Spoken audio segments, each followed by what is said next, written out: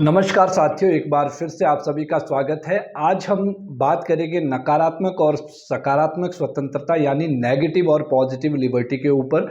अगर हम negative liberty की बात करें या नकारात्मक स्वतंत्रता की बात करें तो इसमें सबसे अच्छा अगर मैं आपको एग्जांपल दूं तो जैसे बोलने की स्वतंत्रता है या पूजा करने की स्वतंत्रता है, freedom of speech and freedom of worship, ये स्वतंत्रता के नकारात्मक पहलू के प्रतीक है। वे किसी भी राज्यों की एक नकारात्मक भूमिका का संकेत देते हैं, जिसका अर्थ है कि व्यक्ति को अपने स्वनिर्धारित लक्ष्य को पीछा करने से रोकना नहीं है। दूसरी तरफ पॉजिटिव लिबर्टी क्या है या सकारात्मक स्वतंत्रता क्या है, जैसे भय से मुक्ति, फ्रीडम फ्रॉम फियर, एंड अभाव से मुक्ति, फ्रीडम फ्रॉम वांट, जिसको हम वांटलेसनेस भी कहते हैं, स्वतंत्रता के सकारात्मक पहलू का प्रतीक है। ये राज्यों की सकारात्मक भूमिका का आह्वान करते हैं, अर्थात व्यक्ति के अपनी स्वतंत्रता का प्रयोग करने के तरीके और कुछ हदें हैं, कुछ बाधाओं को दूर करने के लिए। ये स्वतंत्रता के नकारात्मक और सकारात्मक पहलू के बीच जो है वो बुनियादी अंतर है।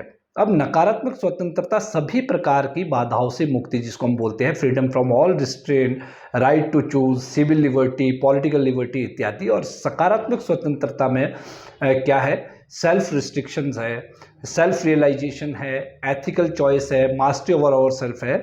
लेकिन हमें ये याद रखना होगा कि दोनों प्रकार की स्वतंत्रता जो है वो एक दूसरे की विरोधी नहीं है, बल्कि एक दूसरे की पूरक है, और वे एक ही सिक्के के दो अलग अलग पहलू है। हालांकि कुछ विचारक जो है वो कोई नेगेटिव लिबर्टी को ज़्यादा इंपॉर्टेंस देता है, कोई पॉजिटिव लिबर्टी को इंपॉर्टेंस देता है, जैसे एडम स्मिथ है, जेरेमी बेंथम है, जेम्स मिल है, हेनरी सेडविक है, हॉवर्ड स्पेंसर है। ये नकारात्मक अवधारणा को बढ़ावा देते हैं। ये विचारक क्या कहते हैं कि राज्यों को अपने व्यक्तियों के ऊपर अच्छे या अच्छाई की अपनी अवधारणा को थोपने की अनुमति नहीं होनी चाहिए, और ना ही थी।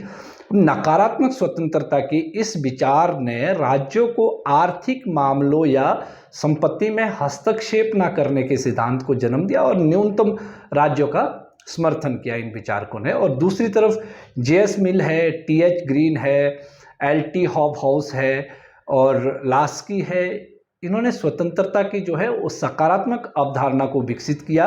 ग्रीन ने अधिकारों के एक सिद्धांत को प्रतिपादित किया और ऐसी परिस्थिति के निर्माण में राज्यों की सकारात्मक भूमिका पर जोर दिया, जिसके तहत जो एक पुरुष है, एक व्यक्ति है, वो अपनी नैतिक स्वतंत्रता के प्रभावी ढंग से उसका जो है प्रयोग कर सके। हॉबहाउस और लास्की दोनों कहते हैं कि निजी संपत्ति कोई पूर्ण अधिकार नहीं थी, और राज्यों को लोगों के कल्याण के लिए भले ही कुछ विशेषाधिकार प्राप्त लोगों को आर्थिक स्वतंत्रता कम करने के लिए बाध्य करना पड़े, लेकिन उन्हें करना चाहिए। अब बात करते हैं आइजिया बर्लिन की।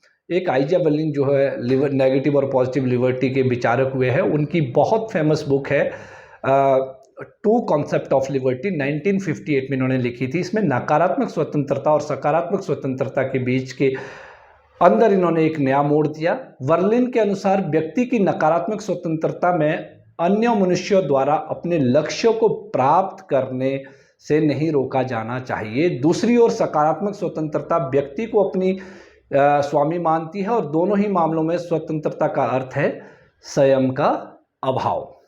आइजिया बर्लिन ऐसा कहते हैं। राजनीतिक स्वतंत्रता केवल नकारात्मक स्वतंत्रता के क्षेत्र से संबंधित है। दूसरे शब्दों में अगर कहे, राज्य केवल यह सुनिश्चित करे कि व्यक्ति को नकारात्मक स्वतंत्रता सुरक्षित कर सकता है, उसे अपनी कार्रवाई अपने तरीके से चुनने का अधिकार होना चाहिए। और दूसरी तरफ सकारात्मक स्वतंत्रता में व्यक्ति अपनी इच्छा और क्षमता से संबंधित है, जो राज्यों के दायरे से बाहर है। आगे बर्लिन उदाहरण देते हुए कहते हैं कि अगर एक चिड़िया उड़ नहीं सकती या एक बैल मछली की तरह तैर नहीं सकता, तो उसे ये नहीं कहा जा सकता कि उसे राजनीतिक स्वतंत्रता से वो वंचित है। इसी तरह अगर कोई आदमी इतना गरीब है कि उस पर कोई कानूनी प्रतिबंध नहीं है रोटी कमाने के लिए या दुनिया भर की यात्रा करने के लिए, कानूनी अदालतों का सहारा लेने के लिए, तो वो शिकायत नहीं कर सकता कि उसे राजनीतिक स्वतंत्रता से वंचित किया गया है।